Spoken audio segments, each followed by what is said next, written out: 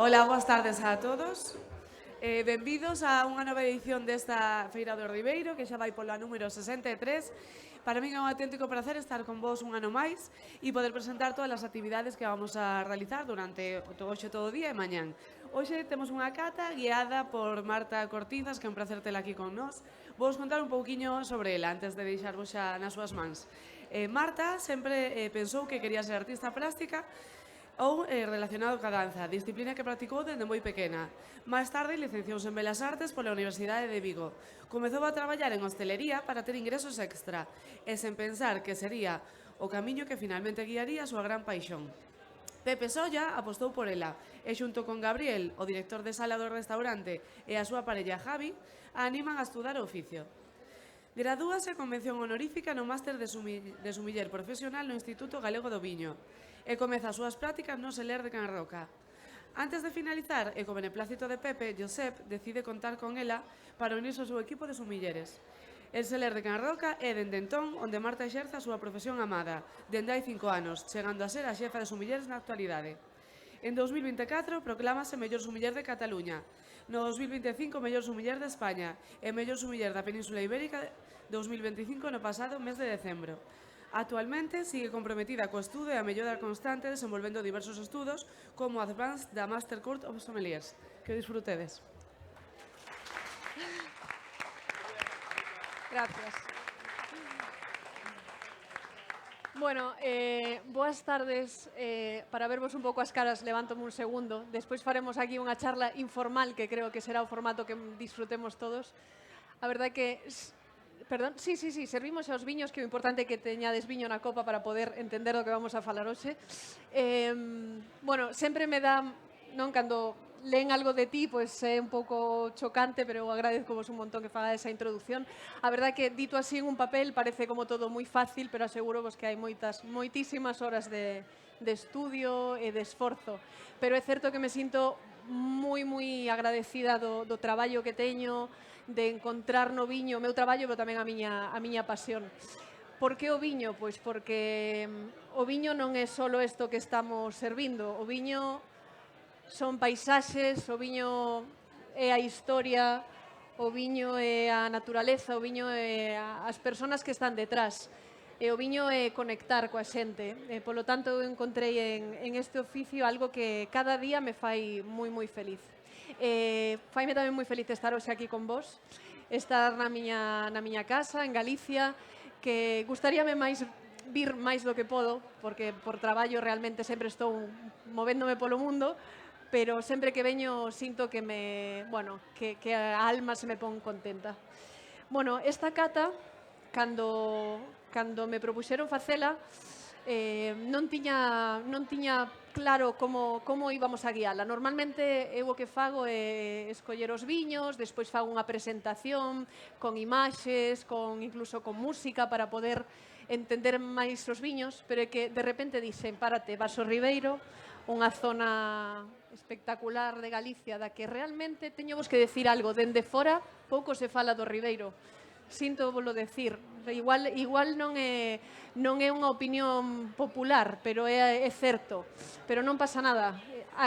Cando falan, realmente suelen falar moi ben. O que vos quero decir é que creo que hai moito traballo por facer, creo que temos que centrarnos en isto para mellorar entre todos, e pensei, facer unha presentación e facer os viños que a mí me gustan con imaxes non ten sentido cando veño a casa de persoas como as que temos aquí hoxe, que nos van a contar mellor que nadie, mellor que min e mellor que nadie, o que fan nas súas casas.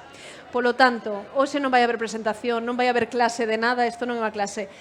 Quero que sexa un debate, unha conversación para dudar de todo, para debatir e quizá que en algún punto estemos de acordo para mellorar as cousas. Non sei, o que se chama comúnmente arreglar un pouco o mundo, non? Polo tanto, está difícil, pero hai que intentalo, porque sabedes que vos non podedes falar de cousas que son difíciles cando sodes viticultores. Iso é un traballo bastante difícil. É así. Entonces, vou-vos a presentar. Non é que eu escollera directamente os, como digo, os viños que máis me gustan. Non sei cales son os viños que máis me gustan. Non o sei. Cada día gustame un viño diferente.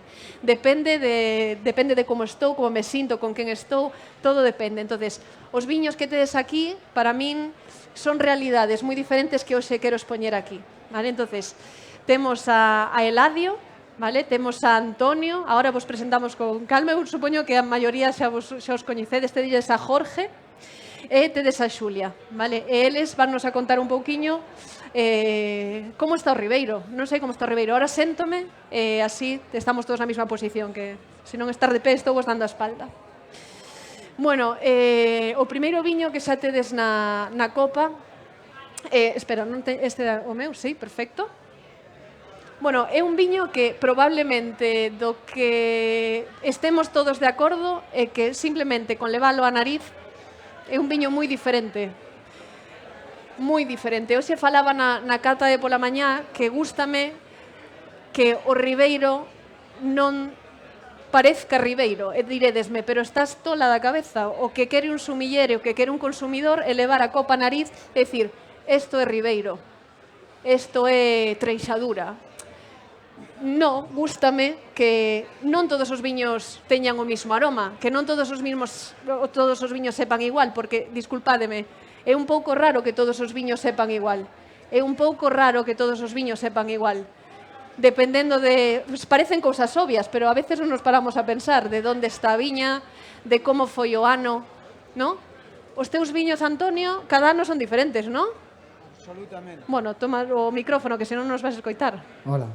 Sí, claro, é que os anos son distintos. É que parece unha obviedad, pero, bueno, non sei, últimamente cato viños que están moi a pé do consumidor, moi a man, non? Porque, claro, os vosos viños realmente son para un público moitas veces máis especializado. Quero decir, entendedeme, non podedes ir ao supermercado e encontrar os vosos viños, pero a maioría de viños, cando vou ao supermercado, parecenseme todos moito. Non sei por que pode ser isto, non o sei. Ou quizás sí que o sei, pero quero falar un pouco en clave para que todos nos podamos entender sin herirse sensibilidade, simplemente como reflexión e como crítica tamén. Non pasa nada por criticar. Hai que ser críticos con un mismo. E o que me gusta deste viño é que cando o levas a nariz, bueno, é moi diferente. Entonces, Jorge, que temos aquí? É un viño teu. Todo teu. Hola. Perfecto. Bueno, bueno, eu sou Celme Espontáneo, vale? Bueno, fai unha microintroducción para os que algún xa me conocestes, tuvestes a ocasión de tomar un viño ali, pero bueno, somos Dori e máis eu, somos dous perturbados, dous tolos, decidimos, igual que Marta no seu momento, dar un pequeno xiro vital. Somos de vocación tardía, nós tamén, decidimos que, bueno, que ser enxeñeiros está moi ben, pero que hai cousas máis divertidas. Entón, hai 10 anos xa, decidimos, bueno, mercar dúas hectáreas de viñedo aquí no Ribeiro, nos caímos aquí, aterrizamos aquí, enamorámonos do territorio, realmente, porque viñamos sin condición de, no, é que me gusta o Ribeiro, porque, no, gustounos a viña, gustounos o sitio e aí nos instalamos. E bueno, e este viño en concreto, dentro de toda a gama que facemos, pois é digamos, o noso pequeno entretenimento, o noso pequeno diversión dentro de todas as cousas que facemos. Gústanos profundizar precisamente no que decía Marta, no tema de ser diferentes, de facer cousas diferentes, porque na diversidade está o gusto, está que todos podamos facer cousas e que todos podamos convivir. Si todos facemos o mismo, si todos os viños saben igual non ten moito sentido, ¿no?, que enseñamos tantos, que aí falo un pouco igual a miña contra. Por eso nosotros queremos facer cousas diferentes, vale? E este é o viño máis diferente, e facemos cousas diferentes, facemos tostado, facemos vermú, facemos moitas cousas, vale? Non nos gusta parar quietos. E este tamén un pequeno homenaxe a todas as cousas que nos dixeron que non se podían facer. Cando chegamos aquí, vale? Cando chegamos aquí nos non tiñamos nin idea, pero nin idea, non vos imaginades a nin idea que tiñamos. E dixeronnos pois, que non se podía traballar en ecolóxico, que eso era moi complicado. É complicado, pero pódese. Este é un viño ecolóxico certificado. Dixeronnos que non se podían as fermentacións espontáneas, que no, que había que sembrar con levaduras, que tal, non sei que, e dixemos, a ver, a ver si, vamos a probar, ¿no? Vamos a dar unha oportunidade, por que non? Vamos a probar. E, efectivamente, pues, pódense facer cousas e, efectivamente, salen cousas moi diferentes, vale? Como decía Marta antes, pues, cada viño ten o seu público, son todos os que estamos aquí somos pues, produccións moi limitadas, viños moi exclusivos, que son accesibles para todo o mundo. O sea, quero decir, non é que señan viños, non hai que ser especial para beber isto, pero claro, hai que poder acceder a chegar a nós, que claro, a nosa vida non nos permite estar en todos lados, vale? Estamos na viña, estamos na bodega, estamos coas visitas cando facemos enoturismo, pero non podemos estar por todo o mundo difundindo a nosa palabra, así que chegamos hasta onde chegamos. Eu, sinceramente, este viño non o coñecía antes de hoxe. Eu confiei no viño, porque confío nas persoas detrás e sei como fan as cousas, polo tanto, sabía que iba a estar ben. Igual diredesme, pero a ver, como nos vas a recomendar un viño que nunca probaches? Podía vos contar unha mentira, é a verdade. Por que escollín o viño? A min chamoume moito a atención que lle puxeras espontáneo. Por que espontáneo? Bueno, é unha digamos que nos intentamos facer unha mínima intervención, vale, tanto na viña como na adega, vale, tocar o menos posible, vale, que seña a viña a que faiga o seu traballo, nos axudamos no que podemos, pero que seña ela a protagonista, non nos. E foi a nosa forma de aprender, digamos, de empezar a investigar no mundo do viño, de como se facían as cousas e todo iso. Entón, permiteunos facer cambios en todas as cousas que facíamos antes, e é un viño de intervención cero. Nosotros prensamos a uva, porque, bueno, xa sería demasiado perezoso non facelo, non facer, deixala ali. Igual eso sí que xa non salía tan ben, pero bueno, facemos o mínimo imprescindible, que é prensala e deixámolo ferver, e que el decida o seu futuro, vale? Bueno, como os nosos pequenos, a política vai ser o mesmo, eles van decidir o seu futuro, eso saldrá mellor ou saldrá peor, pero van a decidir eles e eles van ter tal. Pois este viño é así, el decide o que quere ser, o que quere facer, e nós simplemente recollemos e vemos o resultado, e se nos gusta, pois traémosvolo aquí hasta nós, e se non nos gusta, pois queda na casa. Eso é. E tamén hai unha cousa que pola que escollín o viño, porque pon Godello, Treixadura, Albariño, Loureira, e imagino que hai máis cousas, quizá, non o sei, igual non. Estas cousas que pasan na viña, ¿no? Que non se sabe exactamente que todo porque é imposible sabelo, ou non é necesario sabelo. Sí. Por que escollín tamén este viño? Pois porque creo que cada unha desas variedades, para min, isto é algo moi personal, pero é como a xente, non? Ti pos un pouquiño, eu poño outro, ti fasme o equilibrio daquelo, eu son un pouquiño máis rancio e tires un pouquiño máis dulce, pois entre os dous facemos algo mellor, non? E creo que cos viños que non son monovarietales, a min personalmente pareceme que ten moitas cousas interesantes, e creo que aquí no Ribeiro, con todo o patrimonio histórico que tedes, non podedes deixar perder variedades que deberían estar en pé na boca de todos, non? Que non nos podemos quedar solamente con unha. Sería como quedarse co fillo favorito, se é que existe eso, non o sei. É que todas son de aquí, e son cepas centenarias, e non nos podemos olvidar de eso. Moitas veces pensamos en rexións do viño pensando en uvas, e creo que eso é un error. E por eso tamén apostei por este viño, que me encanta, por certo. É un viño dos que digo que me bebería a botella inteira. Non sei se eso é saludable ou non, pero gústame moito. Bueno, non sei que vos parece, pero é diferente a todo. É boísimo, encántame. Gracias. Enhoraboa. Gracias, no, bueno, gracias, un honor que seleccionaras o noso viño, no, gracias a ti. E nada, non podo decir nada máis que estou totalmente de acordo. O que nos enamorou do Ribeiro foi a riqueza varietal que ten, o sea, quero dicir, nos cando chegamos ali, nos subimos o mirador que temos e vimos aquel viñedo, variedades blancas, tintas, dixemos, aquí é o sitio.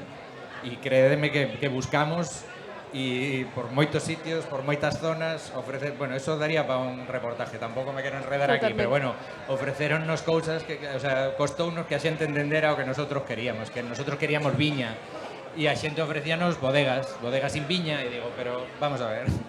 Claro. Pero isto que é? O sea, como vas facer, sabes, viño sin viña? Isto son eu o único que tal?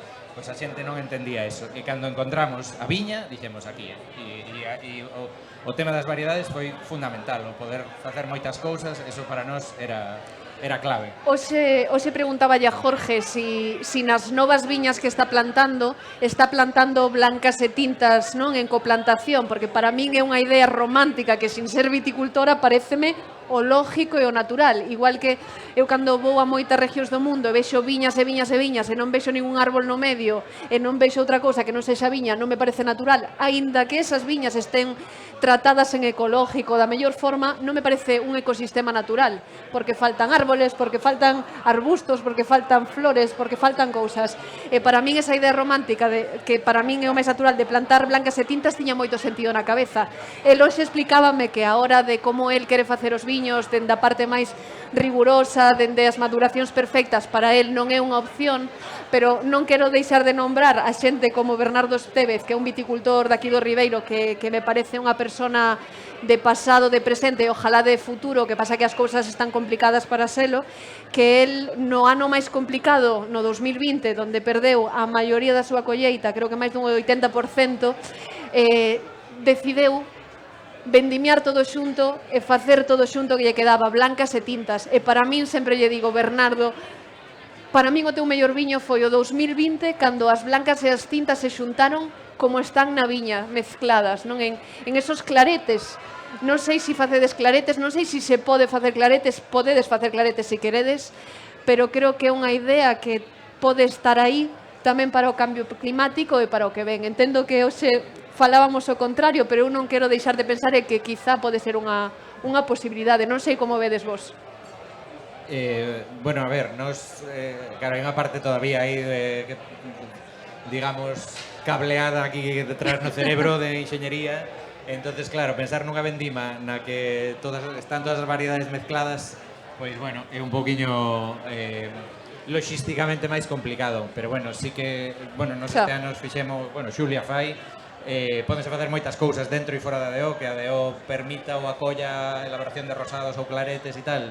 Bueno, pues benvido seña, pero se non o acolle, nosotros bueno, podemos... cando falamos de claretes, de rosados, de un viño, non, que non sexa o blanco tinto, quero decir. Xulia Fayún, nos este ano empezámoslo a facer tamén, e bueno, son cousas que sí, que as variedades teñen que coexistir de forma natural, tampouco hai que facer aí un apartheid varietal, unha xenofobia ampelográfica que falábamos antes, e o concepto, quedadevos co concepto, xenofobia ampelográfica, todas as variedades hai que querelas por igual, non hai que apartalas nin tal, pero bueno, sí que é verdad que si a hora da vendimia están, sabes, ben agrupadiñas, pues facilita o chollo, eso tamén hai que decirlo. Claro. Bueno, pola vosa parte, como vedes? Eladio, que opinas? Que vexote sin viño, queres un poquinho de viño na copa?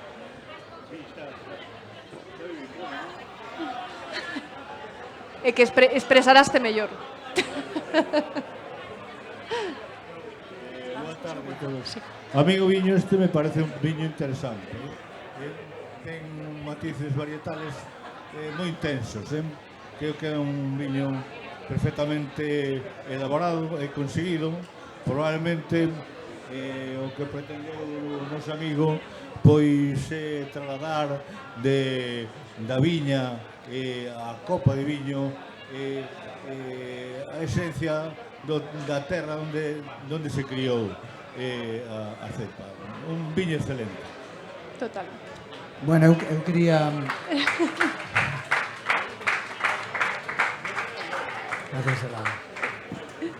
A pregunta que falabas dos claretes, non? Dese proceso que viviu Bernardo, que eu tamén seguín de cerca, porque, bueno, os que estamos aquí, aparte de viticultores, somos colleiteiros todos, apoyámonos en base a un obxectivo común, non? Que é desenvolver o territorio no que todos temos cabida, que sexa máis variado o territorio e máis rico como consecuencia diso, non? Nese sentido, a compartir variedades, que as mismas variedades, digamos que diferentes variedades fagan un viño, eso é unha riqueza moi grande, non? E facer un clarete ten que partir máis dunha situación máis que de necesidade de marketing, dunha necesidade vital, é dicir, este é o que che vai dar a terra e o clima neste ano. Eso. Entón, este ano vai ser así, po ano que ven vai ser de outra maneira, e a terra e o clima van che dar outra cousa distinta, e ao mirar ese clarete non é un clarete, É un tinto lixeiro, ¿no? Que onde está? Entón, máis que eso, poñer o fincapé en que se o clarete é unha boa idea ou non, eu diría que unha boa idea é facer un viño pegado aos principios naturales, non? Aos principios que a natureza che dá e ao territorio no que estás. Totalmente, totalmente. Bueno, nada, cambiamos de viño, Xulia, tócache, si che parece. A mí parece... Eu dixenlle a Xulia, mira, encantan os teus viños, entonces collo que ti queiras. Gústasme ti, Xulia, que facemos? Gústame o que faz. Perdón por esta declaración, pero é verdade. Para min é un verdadeiro honor e unha honra estar aquí sentada á mesa contigo. Eu quixera facer un pouco de portavoz de todos os que estamos aquí representando o Ribeiro, porque eu pareceme importantísimo que non tú como persoa, bueno, por suposto, a mellor sumiller da península, bueno, agora mismo. Isto xa é unha honra que temos que aplaudir todos. Encima, eu considero que unha persoa moi humilde, moi honesta, moi profesional e encima, ainda por riba, xa para ser a perfección exacta, galega. E que vaya enervando a nosa bandeira galega polo mundo adiante, para min é importantísimo e é unha honra de verdade que me sentaras aquí ao teu pé, ao teu carón, para explicar o meu proxecto, que ao fin e ao cabo, a min é o que me dá forza para levantarme cada día, que xente como tú defenda os nosos proxectos. Para min é importantísimo. E non podía deixar de dicilo, perdona, que te meter aquí, que sei que non che gusta moito que fales de ti, pero eu creía o necesario porque é así. Gracias. Eu digo tal e como sinto, e eu penso que nós, como pequenos proxectos que somos, demasiado pequenos, non seríamos para nada ninguén, porque non serían viables sin xente como Marta, como outra moita xente, como Juanjo Figueroa, como moita xente que está no mundo do viño, defendendo estes proxectos que nunca chegaríamos a pousar na mesa do Teller ou de quen sexa, se non fora por eles. Moitas gracias. Gracias. Gracias. Bueno, finalmente foi un... Eu dixenche que me gustaría branco. Eu sei que ti estás moi orgullosa dos teus tintos. Os teus tintos son increíbles. Pero tiña aquí dous exemplos de tinto que quería poñer e aquí penaliceite en este caso, pero non te penalizo nada porque isto é unha maravilla. A mí gustan os tintos, pero os viños son como os fillos, queren ya todos. Exacto. Bueno, é certo tamén, está o debate, non? Cando vas por aí por fora ou cando estás fora de aquí, todo o mundo diga, Ribeiro, blanco. O Ribeiro blanco. O Ribeiro sempre foi tinto. Eu penso. Antes de. Claro, non o sei, quen sabe máis de historia que non lo conte, pero... Aí, Antonio... Pero creo que moitas veces o marketing que facemos temos que ter ollo con el, temos que ver hasta onde trascenden as cousas, porque o Ribeiro é de moitos colores. Temos blancos fantásticos, como os que estamos catando, pero non sei se o Ribeiro é blanco. É certo que hoxe catei moitos blancos e quizá é o que... Hai unha realidade agora mismo no viño é que bébese máis blanco que tinto. Isto é algo que está pasando. É a verdade, porque cada vez comemos menos proteína animal. Comemos máis verduras, máis pescado, entonces realmente os blancos pois suelen acompañar mellor. E tamén hai outra realidade no mercado do viño ahora mismo, que cada vez a xente bebe menos. Cada vez consúmese menos alcohol. Que pasa? Que hai aquí varios temas que quero tratar. Un é unha pregunta que me fixeron hoxe, que perdón por meter aquí no medio desto, pero fixérome, completa esta frase, Marta, completa esta frase. El vino sin alcohol es... No es vino. O viño sin alcohol non debería chamarse viño sin alcohol porque non é viño. Primeiro, é algo que creo que cada un ten a súa opinión, pero é que isto é algo que non é viño, porque non é viño, é que non sei como explicarlo de outra maneira sin... Non é, non? Entonces,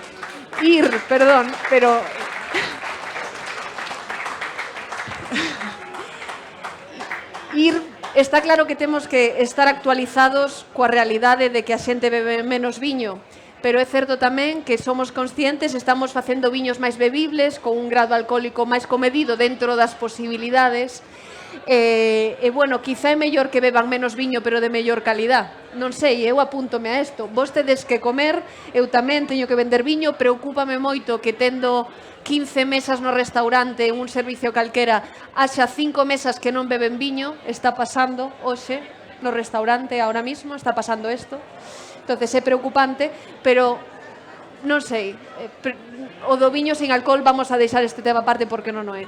E aparte de aí, bueno, quero que pensemos en que si estamos tan preocupados porque pola salud, polo bienestar, porque comer cousas saludables e imos ao mercado a comprar as mellores verduras, a comprar produtos ecolóxicos, por que non pensamos isto co viño? Por que estamos bebendo viño que foi tratado con sistémicos na viña, con antibióticos na viña? Por que lle botamos moitas cousas para conservalos? Esa mesma xente que está comendo verduras compradas moi caras porque son naturales. Entonces, hai cousas que non están no mismo baremo, ¿no? Igual é porque simplemente non o pensamos. Pode ser que empezamos a pensar a partir de agora, oxalá. Pero, bueno, póndese facer cousas sanas, ¿no? Eu sabes que sensación teño este viño antes de nada? É que cando o bebo, sinto que é saludable, non me queima, podo dar un trago largo, sábeme a uva, o viño é uva. O viño ven da uva, e sábeme a uva. Entonces isto digo, isto sí. Ten algo de uva, non? Claro, isto sí. Eu creo que estamos nun momento xa de que vai sendo hora de que fagamos unha inversión en sentido común e que pensemos máis que en nós e no noso futuro inmediato no que queremos deixarlle de herdanza aos fillos, si queremos deixarlle vida ou morte. Xa. E aquí estamos xa no límite, penso eu, non? Estamos indo a un mundo moi diferente que é o que van herdar eles e que nadie, ou moi pouca xente está facendo algo por cambiar. O que tú dis, se comemos unha verdura sana e ecolóxica, por que non bebemos un viño ecolóxico? Ou un viño de mínima intervención? Eu penso que vai sendo hora de que pensemos neso, de que pensemos que quererlle a un fillo non é só comprarlle uns zapatos novos ou un Apple, ou un, bueno, non teño que facer aquí propaganda de ninguna marca, pero hai cousas máis importantes que é o futuro dos nosos fillos e dos fillos dos nosos fillos, que seguramente encontren unha realidade ben diferente pois por non facer isto. E algo estamos facendo mal para que os viños ecolóxicos non se senten na mesa coa comida ecolóxica. Totalmente, algo estamos facendo mal. É certo que como consumidor, poñéndome na piel do consumidor, é moi difícil entender, non?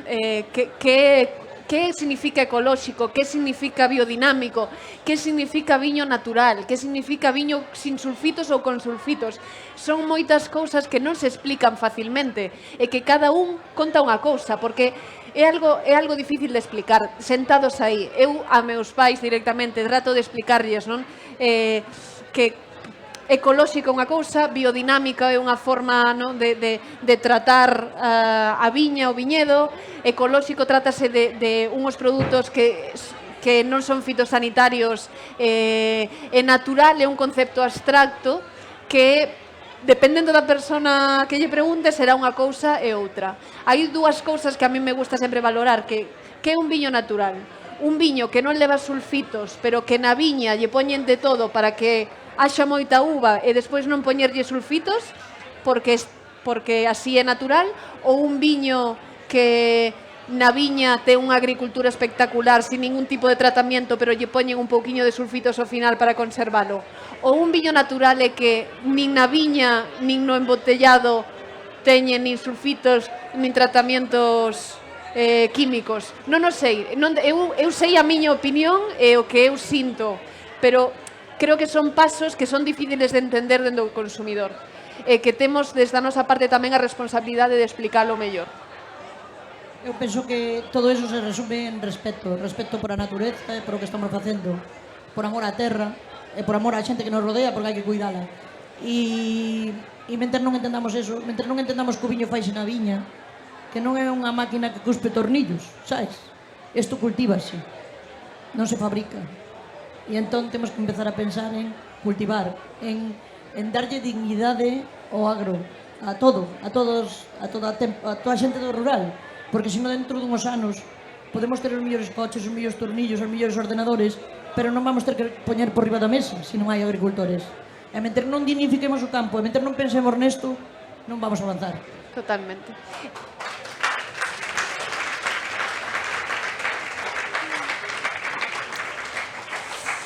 Bueno, son de Arrieiro, Xulia Bande, Añadas. Contame isto, que concepto este de Añadas? Outra tolería máis. Bueno, eu... No mundo dos tolos, sabes, pois aí, como Jorge decía, hai que estar un pouco tolos para todas estas cousas. Sí, sí. Este viño ten 9 anos de elaboración. 9 anos de elaboración. 9. E é un cupás de diferentes añadas. E o que busco é iso que decía Antonio, cada añada é diferente. Non podemos cambiar eso. Temos que coller o que nos dá o clima. E entón o que busco é o equilibrio natural precisamente para non tartarizar, nin acidular, nin, bueno, buscar cousas para adornar, pois o que busco é anos diferentes que me equilibren o viño dun xeito natural, sin máis. Eso é. Que tal bebendo un ribeiro blanco de agricultura responsable, sin nada añadido, con 9 anos? Sentides vos ben? Estades ben, no? No?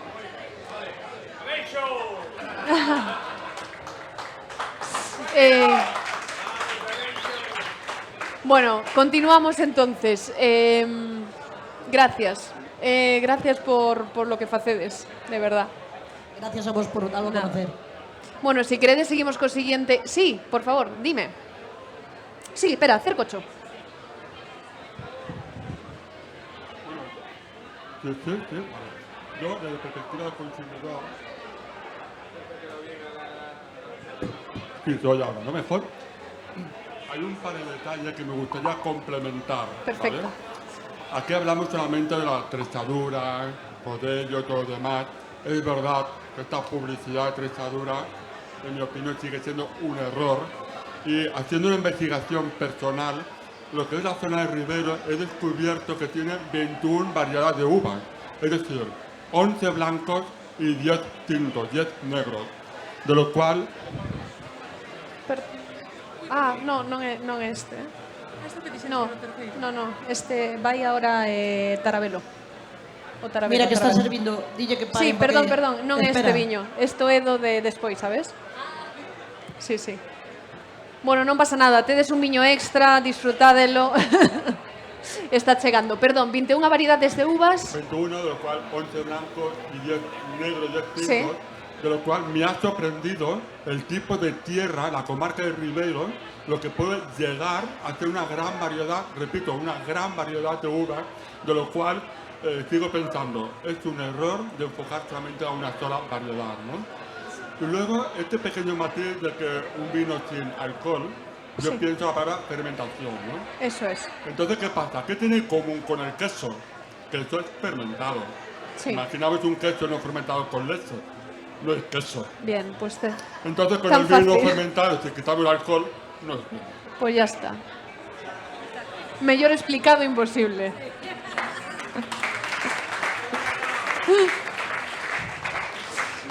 Bueno, ahora, perfecto. Eladio, chegou o teu turno. Entonces...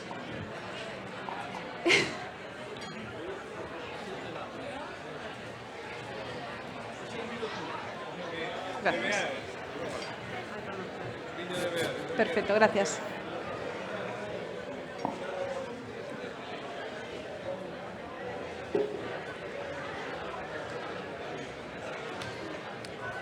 Eladio, contanos cousas deste viño. Contanos para ti, o Ribeiro a día de hoxe está en boa forma? Bueno, sempre estamos... Boa tarde a todos, queridos amigos, queridos... Sempre estamos evoluindo. Nada permanece, todo cambia cada segundo. Non somos os mismos ahora mismo que dentro de un par de minutos. Correcto. O viño pasa o mismo, mas nós temos a sorte de ter 3 elementos fundamentais para conseguir grandes viños. Temos o varietal, as variedades. Temos 120 variedades de vitivinífera. Non ten nadie no mundo, porque hubo unha gran glaciación que durou 100.000 anos despois hubo 10.000 anos de xeo e Galicia foi un refugio climático. Aquí desarrollamos toda esa gran diversidade, 100 variedades de viño, 100 variedades de castañas, de oliveiras e de todo. A diversidade galega proxectouse logo despois do gran desxelo a toda Europa. Sabemos eso. Mais non, un viño non é só varietal. A verdade é importante, mas outra parte importante dun viño é o territorio. O territorio é importante. Eu podía contar aquí unha anécdota un pouco erótica, mas non é tempo de contalo acerca da importancia do territorio. E a outra parte importante do viño é a idade da cepa. Eu presento este viño Tarabelo, variedades Caño Longo, Brancellao, Sousón e Ferrón. Nun territorio que na parte alta da Beade, onde a maduración é importante. Chegamos a conseguir viños tintos de até 14 grados. Dirán ustedes, oye, un viño moi alcohólico non quer dicir nada, mas teño que dicir que o grado alcohólico nos viños de Ribeiro asociados á acidez tartárica non se percibe. Pois eu tomen un viño de outra parte, non quero citar ningún, a cantidad de alcohol se nota máis nun Ribeiro que ten unha acidez tartárica maravillosa, que é a que vai a conservar por outra parte o viño, non se percibe. Entonces, uns viños poderosos, ben maduros, con unha combinación de variedades, porque ustedes ben saben que no Ribeiro non estamos afeitos a cultivar un mono varietal. Aquí a tradición secular, hai que pensar que o viño do Ribeiro xa se cultivaba 2000, 3000 anos antes da romanización. A variedade galega se parece a ningún viño italiano. Non hai semellanza xenética ninguna. As variedades que temos en Galicia son galegas. Se desarrollaron aquí en Galicia. Por tanto, esa relación do varietal, do territorio e da cepa é o que pode dar un viño. Que podo falar do meu viño? Eu penso que o viño, a parte das sensacións que temos, é un aprendizaxe do padal. Ustedes van a India e toman un polo tandoori e teñen que botar un caldeiro de agua no padal, porque senón reventan a boca. Entón, o viño tamén é un aprendizaxe na percepción a un acoplar esos sabores. Eu fai 15 días levei unha caixa de viño a Coruña e a xente xa non sabe como saben os viños tintos galegos, non sabe, porque está acostumbrado a xar viños de fora. Entón dicen, no, este viño sábeme agrio, este viño sabe tal, porque unha cultura, amigos meus, non é só a literatura, a música, que tamén é, senón os sabores e os aromas. Si perdemos os aromas e os sabores, pois perdemos identidade. Por tanto, o viño, con todos estes elementos, é algo cultural, é algo emocional. O viño hai que cargalo de emocións, porque, como ben dicía, no tempo non existe. Por qué? Porque o tempo se contrae ou se estende en función das emocións. Cando tomamos un viño, pode parar o tempo, verdad? Pode parar o tempo. Ese é do que se trata. Ou tamén se pode alongar cando está vinagrado. A filosofía da nosa viticultura é trasladar desde a viña a copa un viño con menor intervención humana. Sabemos que o viño é algo artificial, non é natural. O artificio do home o converteu. Os viños de agora non se parecen nada aos de fai 20 anos, ni aos de fai 100 anos. Son distintos. Os viños de agora son millores. Por qué? Porque a demanda, o poder adquisitivo da xente permitiu que os viños melloraran. Despois da Guerra Civil, en Galicia había que facer moito viño e barato, porque non había poder adquisitivo. Ahora que ustedes teñen poder adquisitivo, poden demandar viños de maior calidad.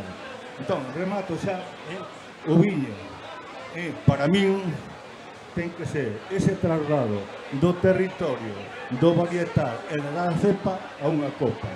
E logo despois hai que rodealo de emocións. As emocións que rodeo o meu viño, para quen queira visitar a miña vega, está rodeado de 3 elementos, que é o viño, que o agarra todo, que o envolve todo, a poesía e a música, máis a amizade. Por tanto, o meu viño ten esas 3 cousas. O viño pode ser mellor ou peor, mas hai que rodealo da poesía, da música e máis da amizade. Gracias, Eladi. Gracias. Bueno, ahora, mentras vos sirven o seguinte viño, que, bueno, primeiro, antes de... Gustaríame pararme un segundo máis no teu viño, porque estábamos falando de que se levan os viños lixeiros, con pouco grado alcohólico, aéreos, sutiles, elegantes, que se din agora, que flotan na boca, e de repente chega Eladio e fai isto. Bueno, ti non o fas, acompáñalo, non? É o que sale de aquí. E de repente descubres que un viño pode ser lixeiro e profundo a vez, porque é un viño moi, moi profundo. Teño vos a todos mirando o tempo que non granice, non? Non, vale, que... Madre... Sí, sí. Madre mía. Bueno, quero decir que a profundidade que ten este viño é admirable. Non sei o que faz na viña, pero aquí conta moito do que faz, porque é espectacular. Como vedes o tempo? Mal, non? Bueno, pero aquí estamos ben, quero dicir, temos No, viño. eu estou pensando nas viñas, que bueno, estou vos vendo a cara de que non granice, porque... Xa, eso sí, pero bueno. Xa. Mentre solo seña chuvia e cun viño na mão, ni tan mal. Xa. Bueno, quero vos... Vamos co cuarto viño. É un viño que eu descubrín... Eu descubrín cando viñen fai 2 anos con Josep Roca, con Pitu Roca, que veu a dar unha masterclass, unha ponencia, non sei como definir eso, unha poesía preciosa, un coloquio estupendo do que é o tostado do Ribeiro, que é unha charla que non sei se está gravada, encantaríame ter a oportunidade de volver a vela, porque foi, dá moito que pensar todo o que dixo. Eu coñecín este viño porque fomos a coñecerte e ver a túa viña e descubrimos que había un home que non sabíamos moi ben, que facía un viño sin medo ou con medo, pero que na copa non se notaba, e que falaba de cultura, o sea, de agricultura, regenerativo, como yo quieras chamar, non sei cal é o nombre da túa viticultura, pero que facía os viños dos que nos sentíamos máis cercanos, e fomos a verte. Entonces, acórdome, temos unha anécdota que vamos a contar aquí un segundo, é que non sei se coñecedes un viño moi importante no mundo que se chama Romanée Conti, que é un viño de Borgoña, un dos gran crus por excelencia do mundo do viño. Pois resulta que ali teñen unha cruz plantada ali na viña, o que nos chamaríamos un cruceiro, non? Hai un montón de asiáticos todos os días que van a sacarse fotos coa cruz, é un viñedo moi bonito, espectacular, todo, non? Entonces, levounos este home a coñecer as súas viñas e había ali un cruceiro. Entonces, Josep, Carlos, que nos acompañaba, e eu denominamos a súa viña o Romanée Conti do Ribeiro, non? Porque ese momento de estar sentados ali contigo, cando se estaba poñendo casi o sol, cando empezábamos a poder respirar, porque facía moito calor ese día, estábamos ali vendo a túa viña, falando de cousas que nunca escoitáramos falar antes no Ribeiro, dunha maneira moi natural, para nós foi como un aire, unha brisa de decir, hai esperanza. E a partir de aí, pois seguimos a pista, tesme axudado un montón con todo, enséñame, ele un libro aberto, que comparte informacións increíbles de historia, de cultura, é unha persona que sempre digo que oxalá coñeza moita xente para poder avanzar. Entonces, primeiro, gracias tamén por estar aquí hoxe, por axudarme con todo, xa os digo sempre, e gracias polo teu viño. Entonces, agora é o que vamos a catar todos, que é o, bueno, boas vides, pero para, perdón, o 2023. Que nos contas, Antonio? Bueno, moitas gracias antes de nada a Marta por esta presentación que supera totalmente as miñas expectativas. Perdón. Bueno, como son moitos de vos coñecedes, eu son de aquí, dunha aldea perto de Ribadavia, de Francelos. Entón, isto de facer viño para mí sempre foi un reto desde moi novo. Aquí no Ribeiro sempre nos convidaron a que nos marcháramos, non? Os nosos pais sempre pensando en buscar un futuro mellor para nós pensaban que o noso futuro non estaba aquí, é dicir, vivimos un proceso histórico moi raro, moi complicado, sobre todo despois da Guerra Civil, na que o mundo mudou moi de repente, e de repente tamén aconteceu que a terra non valía nada, que a terra daba moito traballo e pouco beneficio, e que o futuro estaba nas cidades. Entón, penso que parte de todos os que estamos aquí, os viticultores, vamos chamarnos así viticultores, non nos vamos chamar, ou colleiteiros, non adegueiros, nós non facemos viño, o viño faise na viña. Para nós isto é preocupante o da chuvia, pero non deixa de ser unha anécdota, porque non sei se sabedes no Ribeiro hai 3 datas importantes antes de que a viña enfile cara a floración e xa empece a madurar o proceso de callado e empece a haber uva, non? E aquí hai 3 datas moi sensibles que son o Pedrete, o Crucete, que é o que estamos vivindo agora, e o Miguelete, que é 8 de maio. Ten que ver o Pedrete coa data de San Pedro Mártir, que é o 28 de abril, que, como sabedes, na parte máis alta do Ribeiro do Miño caiu unha boa granizada. Entón, dende aquí, pola nosa parte, pois damoslle moitos ánimos e forza a toda a xente, a todos os nosos compañeiros e veciños que sufriron esa granizada. Eso foi no Pedrete. Ahora estamos no Crucete, que é o día de Santa Cruz, que é este fin de semana. Son os maios, sabedes, esa festa tan arraigada para os galegos, non? Hai que sacar o fiuncho, hai que poñer as ramiñas de xestas nas portas para escorrentar os espíritus, o mal de ollo, non? Para nós isto é o mal de ollo. Pero non podemos máis que intentar pensar que o ceo nos respete un pouco, non? Eu penso que imos ter sorte, a auga fai falta, sempre que veña ben, pero nós tamén temos que axudar a viña, non? É como ese fillo que temos. Entón, para min foi moi importante empezar todo este proceso de reencontro coa miña familia, coa miña historia, cos meus veciños, recuperando, non? Dando un pouco da miña vida, non? Porque eu penso que o meu territorio foi moi xeneroso comigo, teño excelentes amigos e veciños e non sei que máis se pode pedir. Hai quen lle pide a vida cousas como ter un coche millor, ter un móvil tope gama. Bueno, a mí, a verdade que son feliz estando rodeando de xente que lle guste cousas sinxelas e que non pense en facerlle mal a ninguén, non? Con eso é suficiente. Si podo recuperar parte da historia desta comarca que me deu tanto, pois vou facer, non? Entón eu empecé desde moi novo a recuperar viñas antes de pensar en facer viño, ainda que a miña idea era facer viño.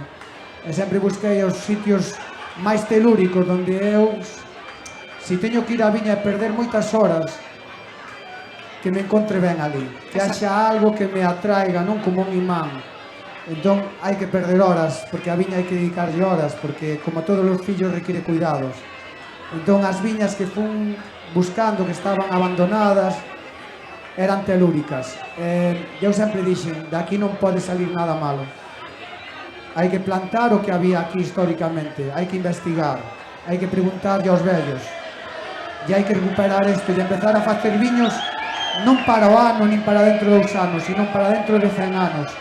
Temos que ser xenerosos, non podemos pensar en nós, en disfrutar nós deses viños. Temos que pensar que pasará se un viño dos nosos, daqui do Ribeiro, dos nosos vales, dos nosos veciños, vai estar na próxima misión á Lúa, ou a Marte, ou quen sabe, a Kepler 22, non sei que planeta hai. Entón temos que pensar neses termos e preservar a natureza, porque aínda que poidamos conquistar moitos planetas, aseguro vos, casi sin sabelo, que este é o mellor planeta no que vivimos, temos que cuidalo.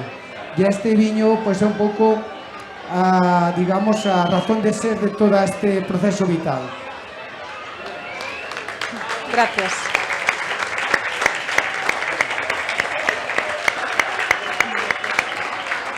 Bueno, non sei que hora temos, pero vexo que hai moita festa aí fora. Entonces, antes, para rematar, gustaríame facer unha reflexión.